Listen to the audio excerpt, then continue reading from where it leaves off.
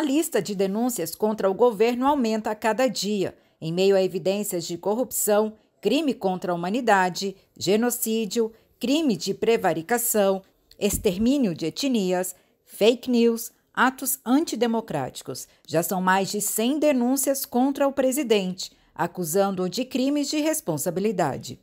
Recentemente, o Pandora Papers, coordenado pelo Consórcio Internacional de Jornalistas Investigativos, revelou que o ministro da Economia, Paulo Guedes, mantém uma empresa offshore em um paraíso fiscal e teria lucrado pelo menos 14 milhões de reais com a valorização do dólar durante seu mandato. Em evento virtual do Banco Itaú no dia 8, Guedes se defendeu e afirmou que seus empreendimentos são operados de forma legal. As offshores não são ilegais no Brasil, desde que os recursos sejam declarados à Receita. A diferença neste caso é o fato de que Guedes é servidor público. O Código de Conduta da Alta Administração Federal proíbe, em seu artigo 5º, que funcionários do alto escalão mantenham aplicações financeiras passíveis de serem afetadas por políticas governamentais no Brasil e no exterior. O fato é, de que forma agente público do alto escalão que dirige órgãos reguladores, com informações capazes de gerar condutas ou vantagens indevidas para determinados grupos financeiros, pode se manter no governo após divulgação de envolvimento em paraíso fiscal? O debate nacional sobre conflito de interesses entrou com mais um agravante. Quem ganha com a alta do dólar e a privatização de empresas públicas rentáveis e essenciais para o país? No programa Se é Público é para Todos desta terça-feira, participam Wagner Freitas, bancário e sindicalista. Ele foi presidente da Central Única dos Trabalhadores de 2012 a 2014 e reeleito de 2015 para o mandato até 2019. E atualmente é presidente da CUT Nacional. E também Fausto Augusto Júnior, diretor técnico do DIEESE. Participe!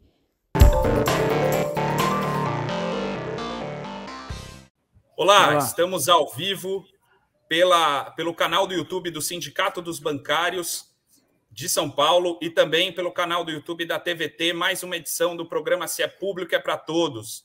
E hoje nós vamos falar offshores e privatizações. Qual a relação do envolvimento da equipe econômica do governo Bolsonaro com as denúncias aí do Pandora Papers, que foi uma investigação feita pelo Consórcio Internacional de Jornalistas Investigativos, que descobriu aí contas em paraísos fiscais envolvendo o ministro Paulo Guedes e também o presidente do Banco Central, Roberto Campos Neto. Isso tudo em relação no momento em que a gente vive uma agenda de desmonte do Estado brasileiro. E para a gente entender qual é a relação deste programa econômico com tudo isso que está vindo à tona agora e com essa agenda do atual governo, eu estou aqui com o Dionísio, do Sindicato da Executiva do Sindicato dos Bancários de São Paulo, estou com o Fausto, diretor técnico do DIEESE, e com o Wagner Freitas, vice-presidente da CUT Nacional. Dionísio, boa noite. Valeu, Antônio. Antônio, que é funcionário do BB, dirigente sindicatos bancários e também nosso coordenador aqui do GT dos bancos públicos. E esse assunto que a gente vem abordar hoje, offshore e privatizações, né? Quem ganha com isso? Precisamos começar pelo começo, né? Então, qual a primeira pergunta que eu vou fazer aí? Né? Como um leigo na economia, faço um monte de curso aí, mas não consigo me formar nesse negócio de economia, viu, Wagnão? Mas o que é offshore? Como é que funciona esse negócio e onde está indo parar esse dinheiro aí? Queria perguntar aqui para o nosso professor, o diretor técnico do DIEESE, para o Fausto. Bem, boa tarde a todos. Boa tarde, Dionísio. Bom te ver, Wagner. Bem, essa é uma discussão bastante importante, né? Porque tem esse monte de termos em inglês aí que a gente fica sabendo, vai para a mídia e pouca gente discute. Bem, offshores, vamos lá, tradução livre de offshores, né? Fora da costa, em mar.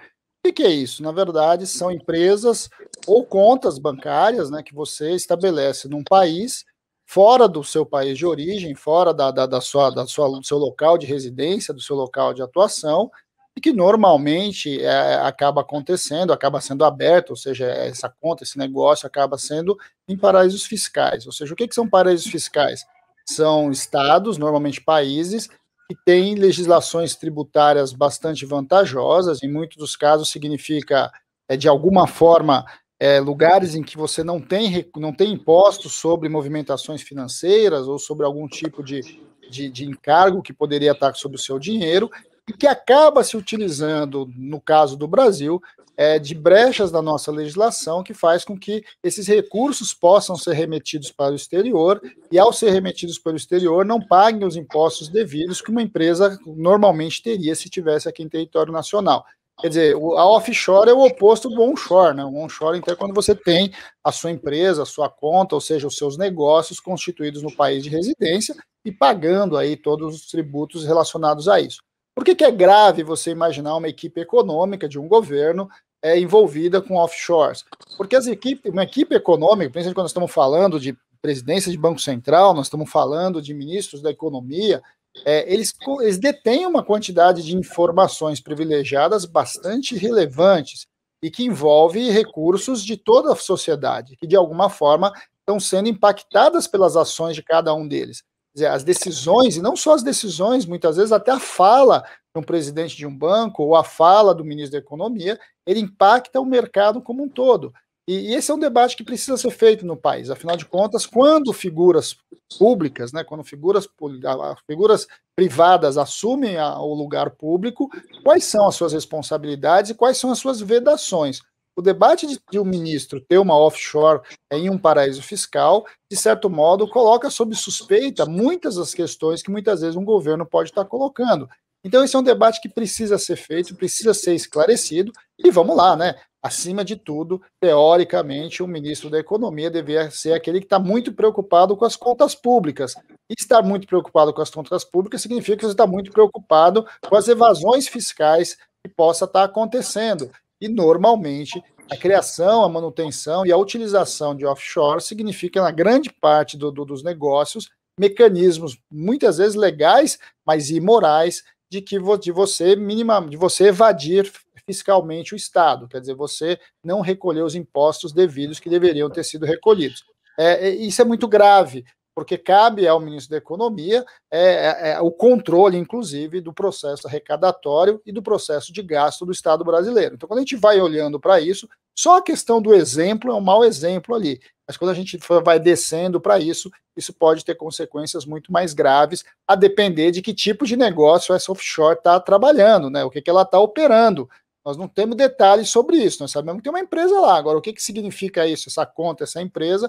Aí eu acho que vai ter que ter um aprofundamento de discussão e de investigação para saber até que ponto ela está evadindo fiscalmente de um lado ou está se aproveitando de informações ou de alguma questão ali que possa estar atuando e aumentando o gasto, aumentando os dividendos, os lucros dessa própria empresa. Por si só, pela explicação do Diese aqui presente, já não é uma coisa muito legal, muito bonita. Quando a gente está falando de público, o que é público, as contas públicas são coisas que são para todos, a saúde, a educação da população. Quando a gente fala de offshore, aí a gente está falando de uma coisa privada, uma coisa que é para poucos, no caso é para um só, e quando ele sabe quando aumenta e quando desce o valor do dólar, ele pode recuperar esse dinheiro e dobrar a fortuna dele, né? Eu, que entendo pouco de economia, já entendi isso. Não é isso, Fausto? Sem dúvida, né, Dionísio? Aí é um caso mais grave, né? Pensando, porque é óbvio que quando você está falando de uma conta exterior, em conta em paraíso fiscal, você normalmente está operando em moeda forte, moeda adicional, que você possa transacionar ela de maneira global. Então, ou a gente está falando de dólar, ou a gente está falando de euro, na maior parte dos casos nós estamos falando de dólar, na qual a questão do câmbio ela é bastante relevante. Você saber que o câmbio vai ser desvalorizado de um momento ou outro, e vamos olhar o que aconteceu, né? Se a gente olhar o que tem acontecido no Brasil recente, o Brasil é um dos países, o real é a moeda que mais desvalorizou aí nesse período da pandemia. Eu acho que é algo para ser refletido. Se você tem minimamente informações privilegiadas com isso, né, você está comprando moeda ou você está efetivando negócios a partir de um câmbio e pode estar simplesmente dobrando o seu recurso em moeda brasileira a partir de um outro câmbio que vai sendo desvalorizado. É o que a gente assistiu aí nos últimos 2 anos, por exemplo, né? Nós estamos cotidianamente batendo um recorde de câmbio. Passou a casa dos 5,50, e vamos lembrar que o mercado estrilou, né, quando o dólar chegou a R$3 no governo passado, né, nos governos passados, não chegava nem perto disso. E agora nós estamos aí com quase R$6, chegando em alguns momentos chegando a bater próximo aos R$6, e que certamente isso pode ter ganhos cambiais, quer dizer, o sujeito pode estar operando sim mercado de dólar, e nesse processo ele pode estar tendo lucros bem razoáveis. Como a gente fala sempre, a gente nunca pode acusar porque a gente não sabe os detalhes. Agora, que sempre paira uma suspeita quando as autoridades econômicas de um país operam negócios fora, e muitas vezes, né, e vamos lembrar, a maior parte dos paraísos fiscais, onde essas offshores estão constituídas, normalmente tem cláusulas de sigilo, né? E é bastante importante as cláusulas de sigilo. E por quê? Né? Cláusulas de sigilo porque, de alguma forma, os paraísos fiscais protegem os seus investidores, né? Porque ninguém sabe também muito bem de onde vêm esses dinheiros que vão para esses paraísos fiscais. E muitas vezes eles são associados à corrupção, são associados ao narcotráfico, ao mercado de armas, a gente tem de tudo aí quando a gente vai falar em paraíso fiscal. E quando esse sigilo, de alguma forma, ele é levantado, ou a suspeita, ou você estabelece ali quem está lá, você começa a questionar as escolhas que um representante econômico importante, uma autoridade econômica pode ter tomado. Afinal de contas, aquela decisão ele tomou em benefício do país ou tomou em benefício próprio? Isso são suspeitas que vão sendo colocadas quando você vê uma autoridade econômica constituindo empresa, sócio de negócios e etc. Ou seja, que a sua relação está ali, de certo modo, contaminada. Vamos lembrar, né? Eu insisto muito, a fala de um ministro da Economia, de um presidente de Banco Central, impacta decisivamente o mercado. Nós estamos falando de alta e baixa da Bolsa de Valores, nós estamos falando em alterações para cima ou para baixo da taxa de câmbio, porque a economia trabalha a partir do risco, a partir da confiança. Quer dizer, toda vez que você tem mecanismos ali que colocam em dúvida para onde vai a economia, que aumentam o padrão de risco, altera necessariamente as taxas e a própria lógica de investimento. Então, tudo isso está colocado nesse cenário. É um cenário que, de alguma forma, coloca uma sombra sobre a equipe econômica do governo Bolsonaro. Pois é. Isso é interessante, né?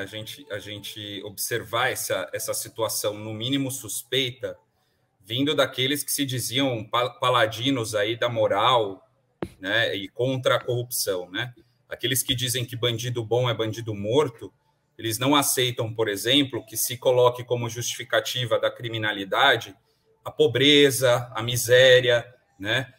Mas eles justificam, né? E aí eu tenho visto muita gente tentando passar pano para esse tipo de comportamento no mínimo suspeito, dizendo que, olha, como você tem uma carga tributária, as pessoas têm empresas e contas no exterior por conta disso. Quer dizer, não se pode justificar toda a tragédia econômica que a gente está vivendo nesse país como algo que estimula e acaba levando muitas pessoas pobres sem nenhuma opção de vida à criminalidade. Mas esses que são aí milionários, têm muito dinheiro, usam qualquer justificativa para ter aí, fazer movimentações no mínimo suspeitas aí, como o Fausto bem colocou. Wagner, eu vou fazer uma pergunta aí para você a respeito dessa nossa luta que a gente tem travado aí em defesa das empresas públicas, na luta contra todo esse pacote econômico desses mesmos que estão aí denunciados nessas denúncias aí do Pandora Papers. A gente fez, nas edições anteriores dos nossos programas, a gente tratou sobre a questão do preço dos combustíveis e a ameaça de privatização da Petrobras. A gente tratou sobre a questão do preço dos alimentos disparando nos supermercados, ou seja, e muita gente dizendo que isso é consequência natural, que não há nenhuma culpa da equipe econômica do governo Bolsonaro nisso. Você, como representante dos trabalhadores, da Central Única dos Trabalhadores, que está na agenda em defesa dos trabalhadores, da classe trabalhadora, como que você avalia todo esse cenário de desmonte de empresas públicas e todo esse cenário que ameaça toda a classe trabalhadora, a volta da inflação, a carestia e o aumento dos preços dos combustíveis e dos alimentos nos supermercados? Vou tentar aqui. Mas deixa eu falar, Antônio. Se eu não conseguir abrir a câmera aqui. Offshore, o Fausto é de uma elegância né, extraordinária, um grande economista, e, obviamente, o que ele fala precisa ter embasamento técnico, porque ele é diretor técnico do DIEESE, né? E esse que nós estamos sendo transmitidos aí para muita gente. Mas offshore é um sinônimo de sonegação fiscal. Offshore é um sinônimo de não pagamento de impostos que possam reverter para o bem público. Offshore é um sinônimo de esconder dinheiro no exterior que os ricos do Brasil, os endinheirados, podem fazer, enquanto o povo trabalhador passa fome e hoje os açougues estão vendendo osso, não é carne, é osso, a R$2, R$3. Offshore é acabar com o direito público que a classe trabalhadora tem de ter inclusão social. Quando offshore é promovido por uma autoridade de Estado, como é o senhor ministro da Economia e o senhor presidente do Banco Central, offshore significa crime de autoridade pública. Então, essas pessoas deveriam ser afastadas do governo, deveriam ser criminalizadas e punidas, porque quando é cometido por uma autoridade pública, significa que ela tinha informações privilegiadas. E isso é crime, né?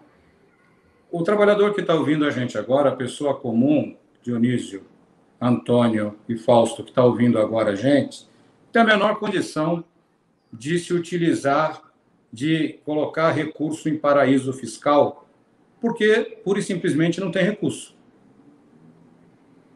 né? E além do que, isso é uma prática que impede o fortalecimento do público em relação ao privado. Então, offshore é sonegação, offshore é exclusão, e quando cometida por autoridade pública, é crime. Crime. E o senhor presidente do Banco Central e o senhor ministro da Economia, da Fazenda, se o Brasil tivesse um governo sério e não fosse governado por um corrupto chamado Jair Bolsonaro, um assassino chamado Jair Bolsonaro, porque o Bolsonaro ele não é genocida, viu, Antônio? Ele é assassino. E ele não é que ele não entenda de economia, como ele disse antes de se eleger e depois que se elegeu presidente. Ele é incompetente. E não é que ele é bem intencionado. Não é. Ele é corrupto. E é por isso que nós aqui fazemos a campanha Fora Bolsonaro. Então, quem está ouvindo a gente agora, nesse momento tão importante, nós temos que cobrar das autoridades do Brasil o imediato afastamento do ministro e do presidente do Banco Central. E se o presidente da República for conivente com tais atitudes, ele se torna co-participante de um crime, como já foi co-participante do crime de vendas de vacinas ou de não vacinas, como foi denunciado no Ministério da Saúde. Então, é essa a realidade nua crua que nós vivemos. Nós temos um governo corrupto, né, que em todas as ações que pratica, e essa dos offshores é mais um crime cometido pela alta cúpula do governo Bolsonaro. E não adianta querer não imputar responsabilidade ao Bolsonaro, porque esses são auxiliares diretos do presidente, inclusive indicado por ele. Então, ele precisa ser culpabilizado tanto quanto o presidente do Banco Central e o ministro da Fazenda. E eu queria aproveitar que o Wagner, que é uma liderança política brasileira, vice-presidente da nossa Central Única dos Trabalhadores, levantou essa bola, né, da questão da ligação entre a diferenciação entre o público e o privado no Brasil e a offshore, que não é só uma imoralidade, é uma ilegalidade, é um crime que está sendo cometido, né, e que tem que sim ser responsabilizado, né, quem tem informação privilegiada e está tendo acesso aí a poder utilizar o dinheiro para fazer mais dinheiro às custas da miséria do povo. Aí voltou, Wagner. Às custas da miséria do povo. Então, queria passar para o Fausto, só para a gente fazer uma relação disso e dessa política que a gente tem visto de arroxo fiscal com privatizações, quando a única solução que não se tem dinheiro para nada, não tem dinheiro para saúde, não tem dinheiro para educação, só tem dinheiro para banqueiro, para offshore, e a solução é privatizar os poucos serviços públicos que a gente tem à disposição do povo. Fausto. Então, Dionísio, aí é para a gente olhar um pouco como as coisas que vão aparecendo vão revelando para a gente o que está por trás de toda essa discussão. Toda fala, de alguma forma, do Guedes, né, ou seja, essa visão ultraliberal, trata do quê? Trata sempre de reduzir o tamanho do Estado, sobremaneira, e qual a consequência disso para eles?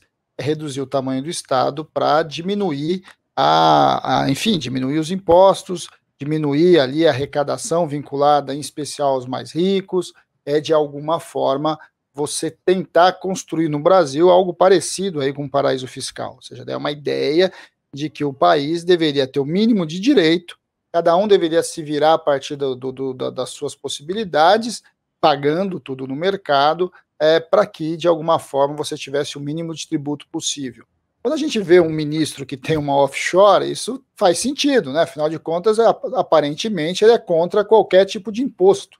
É tão contra imposto que ele vai para um paraíso fiscal não pagar imposto. O que é muito grave, mas ajuda a gente a entender um governo que vem desmontando os serviços públicos, vem desmontando os direitos sociais, é o caso da Previdência Social, vem desmontando os direitos trabalhistas, e apresenta, inclusive, reformas tributárias aí que vão muito nessa direção. Então, de alguma forma, quando a gente olha para isso, a gente vai vendo como esses discursos, de alguma forma, correspondem à visão atual do atual governo. Agora, o que chama atenção, e é muito, muito grave, é que nesses casos de privatização, e aí sim nós temos que olhar com bastante cuidado, as privatizações acontecem por grandes grupos econômicos. Então, quem acaba comprando uma estatal, quem acaba comprando uma empresa pública, ou seja, neste processo de desmonte do Estado brasileiro, que o atual governo vem fazendo, são grupos empresariais, normalmente grupos empresariais consorciados, normalmente operando capitais internacionais ou núcleos de capital, né, que de alguma forma integram vários grupos de empresas, e aí tem que se perguntar, afinal de contas, quem está se beneficiando dessas operações. Vamos lembrar que normalmente as estatais acabam sendo vendidas por negócios muito menores, por valores muito menores, e em alguns casos elas nem são vendidas, elas são destruídas para que outros grupos econômicos acabem ocupando aquela fatia de mercado, algo que a gente está assistindo agora com a Petrobras. A Petrobras está sendo picada e vendida aos pedaços, e uma parte dela está simplesmente sendo destruída para que o setor privado internacional acabe ocupando esse nicho de negócio.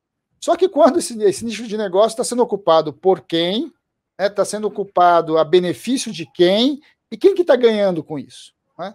E quem está ganhando por isso está distribuindo esses lucros para quem? Eu acho que essas são perguntas que a gente tem que saber. São perguntas bastante importantes que precisam ser respondidas. Né? E aí, quando você vai para esse mundo dos paraísos fiscais, uma das coisas que eu gosto de lembrar, que eu falei um pouquinho anteriormente, é que os paraísos fiscais são todos sigilosos. Então, nós não sabemos, afinal de contas, de onde vem o dinheiro, para onde vai o dinheiro, que dinheiro é esse e como é que essas coisas vão se estabelecendo. Então, quando você tem a autoridade econômica com empresas em paraíso fiscal, bem, a primeira coisa que nós temos que nos perguntar é da onde vêm os recursos dessas contas e dessas empresas e para onde vão os recursos dessas empresas que estão nesses paraísos dessas autoridades. Por quê? Porque eles detêm informação privilegiada, eles movimentam ações econômicas muito significativas e que, de alguma forma, pessoas e grupos empresariais estão sendo beneficiados em detrimento do Estado brasileiro como um todo. De certo modo, você tem uma grande dilapidação do patrimônio com as privatizações, que coloca sob suspeita, afinal de contas, por que quer se vender, por que quer se dilapidar o patrimônio público. Vamos lembrar que a gente assistiu isso em todo o processo de privatização. Grandes grupos internacionais ganharam muito dinheiro e continuam ganhando muito dinheiro no Brasil, nas diversas áreas privatizadas, e que, de alguma forma, a gente está assistindo ali mais um capítulo desse processo de desconstrução, que, de alguma forma, a gente está ganhando. Gente, ou organizações, ou corporações. Então, para nós é muito, no mínimo, é bastante complicado você imaginar uma autoridade econômica tá com negócios em paraíso fiscal. É no mínimo estranho, e no mínimo enseja ali CPI, investigação, querer saber, afinal de contas, o que é isso. Eu acho que é razoável se perguntar para a autoridade econômica o que é isso. De onde veio esse dinheiro, que empresa é essa, há quanto tempo está lá, existe, não existe, quem são os sócios, tudo isso são perguntas que um processo de investigação precisa se debruçar. Então, eu acho que é razoável, essa discussão da CPI está correndo agora dentro do Congresso Nacional, é bastante importante que essas coisas vão ficando mais a público e vai buscando alguma transparência para esse tipo de operação. Mas vamos lembrar, né? Paraíso fiscal, normalmente os grandes paraísos fiscais têm cláusulas muito restritivas de acesso à informação. Então, esse vai ser uma outra discussão, uma longa disputa que vai se acontecer, caso o Congresso Nacional, o Ministério Público, etc., queiram e efetivem de fato o que precisa ser feito, que é abrir investigação sobre essas questões. Ô Wagner, a CUT tem uma campanha aí nas mídias sociais, está fazendo uma campanha muito importante, da qual a gente tem dado todo o apoio, que é a campanha Não Deixem Vender o Brasil. Né? A gente tem falado e dialogado os problemas da agenda econômica desse governo para a classe trabalhadora de modo geral. E a gente não precisa nem detalhar muito, né? Porque esse Paulo Guedes que a gente está falando aqui foi o mesmo que fez piada com empregada doméstica fazer viagem internacional, foi o mesmo que se referiu à empresa, ao Banco do Brasil, né? Uma empresa com mais de 200 anos, tão importante para o povo brasileiro, que nós que somos funcionários temos tanto orgulho de trabalhar nessa empresa, se referiu de forma extremamente pejorativa na reunião ministerial, tem que vender essa porra logo. Desse jeito ele falou. Mas, para além disso, para você como vice-presidente da CUT, que já foi presidente da CUT, por que é importante lutar contra a privatização das empresas estatais? Por que a classe trabalhadora precisa lutar contra a agenda econômica desse governo? E para a sociedade. É para isso que serve o Estado. Né? E a agenda desse governo é para acabar com o papel do Estado, retornando os impostos na prestação de serviço para o cidadão. Então, não se trata de uma discussão acadêmica entre se a melhor forma de organização da economia é por empresas privadas ou empresas públicas ou empresas estatais ou de economia mista. Não é isso. É se o cidadão vai ter direito a serviço público. Se você vai ter coleta de impostos para que você tenha saúde, educação e não seja uma economia, um país como o Brasil hoje, absolutamente voltado para o interesse do banqueiro, do capital internacional, do capital financeiro. Nós queremos saber se o cidadão vai ter escola, hospital, se a conta de água e de luz vai ser em condição de ele pagar, se a gasolina e o óleo diesel vai ser em condição de ele consumir. Vamos lembrar que o óleo diesel, boa parte dos transportes dos alimentos, por exemplo, no Brasil hoje, são feitos por estradas e são feitos por veículos movidos a óleo diesel. Então, o aumento da gasolina, o desmonte da Petrobras e o aumento do óleo diesel fazem com que você tenha uma alta no preço dos alimentos. E isso faz com que as pessoas não tenham condição de consumir os alimentos. Então, o que nós estamos discutindo tem Estado para todos ou tem economia para alguns? O Brasil é apenas uma colônia do interesse de quem tem grana no mercado financeiro internacional, ou o Brasil é uma nação que vai ter os interesses. É isso que nós estamos discutindo aqui, né? E esse é o debate de fundo. É um Brasil para todos, né? Ou um Brasil colônia para interesse de alguns. E eu sei que a minha imagem caiu aqui, eu estou tentando retomá-la, mas as pessoas precisam fazer uma reflexão de o que até hoje o processo de privatização trouxe de melhora para a sua qualidade de vida. Né? A luz está cara, a água está cara, a energia está cara, pode ter um apagão, a vida está muito difícil. Então, agora não é mais uma questão de debate sobre modelo de desenvolvimento econômico. É só análise da vida das pessoas. É uma coisa objetiva. O Paulo Guedes foi colocado no governo para fazer o que está fazendo. Então, agora, na eleição do ano que vem, o cidadão brasileiro, o povo brasileiro, vai ter oportunidade de fazer um grande julgamento nacional sobre o que acontece com a sua história e a história desse país. Quer um país para si ou quer concordar que o seu país seja colocado à disposição, como eu disse anteriormente, do interesse de meia dúzia de financistas internacionais. Eu vou lutar muito, você também, todos que estão nos ouvindo aqui, para resgatar o Brasil para os brasileiros. O modelo de desenvolvimento econômico deve ser aquele que atende aos interesses da maior parte da população. Por isso, a nossa campanha, o que é público é de todos. Caso contrário, você vai ter para alguns que ganham muito dinheiro, enquanto a grande maioria passa fome. Beleza. Bom, estamos chegando aqui na conclusão aqui do nosso debate. Essa questão de offshore, apesar de ser uma palavra bonita, é uma coisa muito feia, por tudo que a gente está vendo aqui. E essa discussão das privatizações também não tem sido nada positivo. Isso a população sente nos serviços, né? A gente vai tentar utilizar aí serviços de telecomunicação, o dia inteiro ligando para a gente aí essas prestadoras de serviço de celular e tudo mais. Mas eu queria passar para as considerações finais para o nosso técnico, diretor técnico aqui do DIEESE, falar um pouquinho também do DIEESE, que tanto colabora com os sindicatos e com a sociedade brasileira, né, que tem feito curso online, tem feito diversas iniciativas importantes. Então, só falar isso para a gente, Fausto, e as suas considerações finais, e na sequência a gente fala com o nosso vice-presidente da CUT.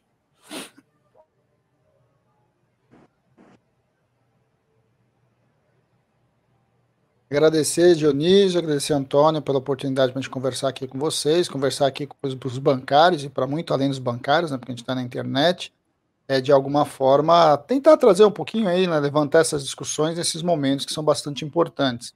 E muitas vezes discussões que a mídia tradicional não faz. Acho que esse é um espaço bastante importante para a gente poder estar chegando ao conjunto aí do cidadão brasileiro, porque afinal das contas, como o Wagner lembrou, essas ações interferem decisivamente na sua vida, né? Você não está pagando ali quase R$6 um litro de combustível, está pagando mais de R$100 num botijão de gás, é simplesmente porque a vida é assim. As escolhas do atual governo estão levando ao seu carrinho de supermercado está cada vez menor, seu salário está comprando cada vez menos, né? Bem, a gente agradece em nome do DIEESE, só relembrar, né, a gente sempre relembra isso, o DIEESE é um departamento de pesquisa, assessoria ao educação, ao movimento sindical, criado e mantido pelo movimento sindical, bastante importante isso, quer dizer, é o recurso dos trabalhadores que mantém a instituição de pesquisa como é o DIEESE, com uma tarefa muito simples, né, produzir conhecimento a partir do olhar da classe trabalhadora, e isso significa, por exemplo, a gente olhar essas decisões e essas questões todas colocadas do atual governo sobre uma perspectiva daqueles que mais têm perdido, que afinal de contas é o conjunto dos trabalhadores, tem perdido direitos, tem perdido acesso, tem perdido salário, tem perdido emprego, e na pandemia muitos perderam a sua vida. Eu acho que, antes de mais nada, aqui a gente tem que se solidarizar com as mais de 600 mil famílias aí que perderam seus entes, e denunciar e, de alguma forma, colocar em questão que tudo o que está acontecendo, de alguma forma, foram escolhas, né? Escolhas desse atual governo, está bem longe dos interesses da grande maioria da população, que, no final das contas, como foi lembrado, o Brasil é um dos países que, na pandemia, de um lado, mais gente ficou miserável, ficou com dificuldade para conseguir o mínimo da sua alimentação, ou seja, estão passando fome, e de outro, mais bilionários incluiu na lista dos bilionários internacionais. Então, acho que essas são perguntas que a gente tem sempre que deixar. De novo, a gente agradece a possibilidade e até uma próxima. Valeu, Fausto. O sindicato agradece sua presença, agradece a sua clareza aí nas respostas. Nosso programa, se é público, é para todos, que é transmitido, o Antônio já falou, é transmitido pela TVT, deve estar sendo transmitido também na Central Única dos Trabalhadores, no Sindicato dos Bancários e no Comitê em Defesa das Empresas Públicas, né? Então, para esse nosso público todo, eu queria passar aqui para o Wagner Freitas, nosso vice-presidente da CUT, uma grande liderança política nacional, da Central Única dos Trabalhadores, que tem organizado aí as lutas fora Bolsonaro, com diversas outras entidades e agrupamentos, e que já, desde quando a gente fazia as carreatas, até o atual momento, onde se tem participação, inclusive tem participação cultural, né, nas atividades também. Quais são os próximos passos e como que está esse movimento? Eu deixo já de questionamento para você, Wagner, mas passo para você fazer as suas considerações finais. E já agradeço a sua presença aqui com a gente. Dionísio, quem está ouvindo a gente tem responsabilidade sobre o seu futuro e o futuro do Brasil.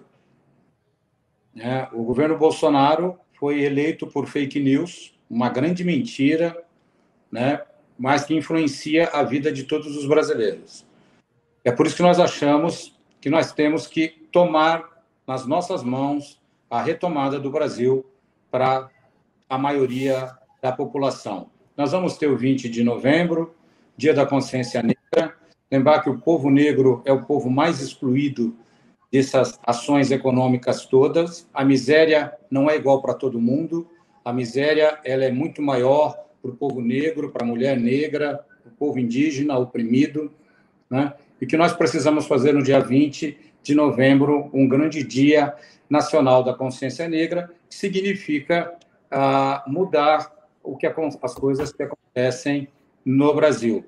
O Fora Bolsonaro se faz necessário, porque, como o Fausto disse, eu também me solidarizo com a mais de 600 mil famílias que perderam seus entes queridos, mas é por conta a grande pandemia que o Brasil tem que enfrentar é o bolsonarismo, é o Bolsonaro, que causou a pandemia do coronavírus.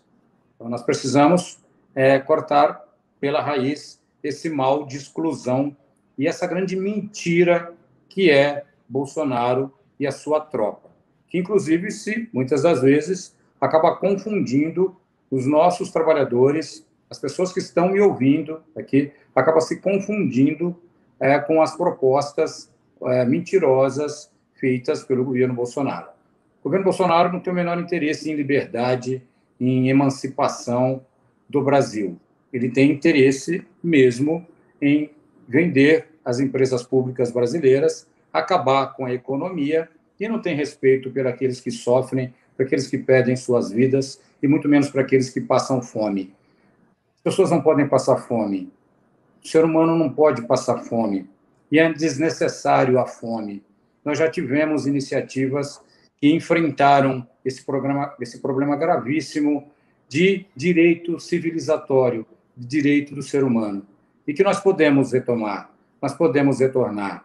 O debate público continua aberto, a nossa defesa da CUT, do Sindicato dos Bancários de São Paulo, as empresas públicas, é porque nós não podemos ter os interesses só de meia dúzia de capitalistas internacionais sendo valorizados no Brasil. A ideia da privatização, ela não é uma política pública, ela só é para vender, né, e comprar os interesses no Congresso Nacional dessa meia dúzia de capitalistas. Não tem sido bom para a sociedade brasileira. Por isso que a gente discute o Fora Bolsonaro. Por isso que a gente discute que a gente tem que exercer, para finalizar, me despedindo, o direito do voto.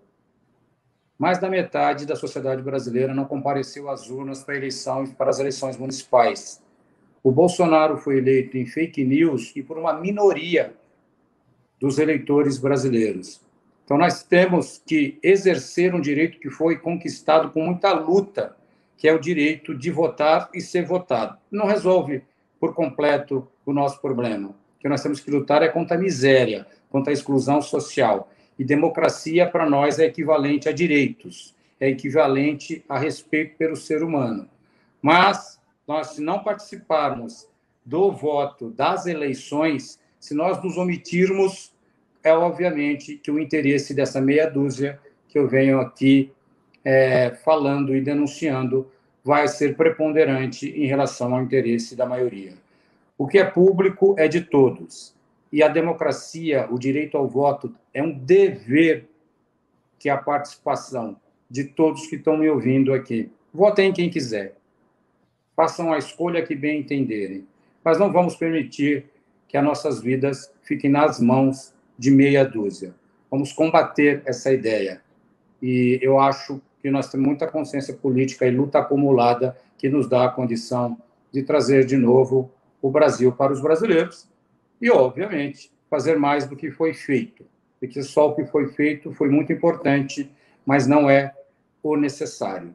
Isso só se faz com a participação de quem está me ouvindo aqui agora. A sua vida é seu direito, né? A sua vida é sua conquista. E a sua participação muda a vida sua e da sua família. Convite no meu sindicato,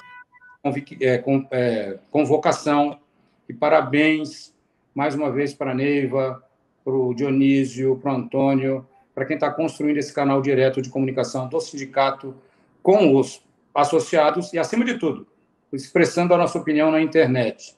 Nós temos que ganhar esse espaço, que não pode ser um espaço de maioria lavajatista e bolsonarista. Nós temos que ter a maioria democrática, democrata e dos trabalhadores, a opinião dos trabalhadores, ganhando as mídias e as redes sociais. E nisso o Sindicato dos Bancários de São Paulo é um exemplo para a CUT e para todos os brasileiros e brasileiras. Obrigado pelo convite e até a próxima. Valeu, Wagner. Isso aí, Wagner. Agradecer as palavras e parabenizar aqui, mais democracia, mais direitos. Parabenizar também nosso apresentador aqui junto comigo, Antônio Neto. Vamos para a conclusão. Pela primeira vez a gente fez junto a apresentação aqui, Antônio. Então dá tchau para o pessoal aí, vamos. É isso aí. Fora Bolsonaro, viva a classe trabalhadora e viva a nossa grande Central Única dos Trabalhadores. Obrigado, Wagner. Fausto, parabéns. O Diese é uma instituição fundamental da luta política brasileira, da democracia no Brasil, e acho que a gente tem que dar muito valor e divulgar aos quatro ventos a importância de existir uma instituição como o Diese também. Esta foi aí mais uma edição do nosso programa Se é Público é para Todos, pelo canal do Sindicato dos Bancários no YouTube, pelo canal da TVT no YouTube, além de outras instituições aí que estão compartilhando, assim como o Comitê Nacional em Defesa das Empresas Públicas. Muito obrigado a todos que participaram. Valeu, Dionísio, tamo junto. Agradecer aí a Helenice, que está no comando da nave, a nossa secretária de imprensa, Marta, a Neiva e a Ivone, nossa presidenta do Sindicato dos Bancários de São Paulo. Até a próxima.